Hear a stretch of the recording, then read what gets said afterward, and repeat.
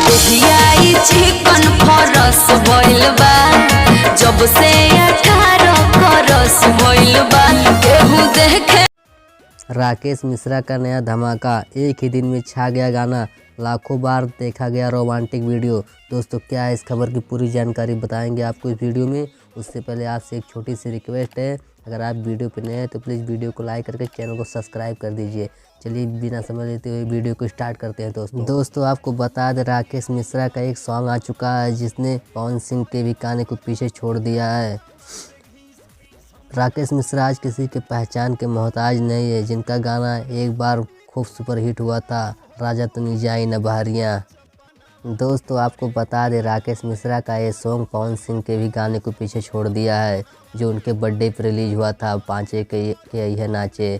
अगर ये खबर आपको अच्छी लगी हो तो वीडियो को लाइक करके चैनल को जरूर सब्सक्राइब करिएगा।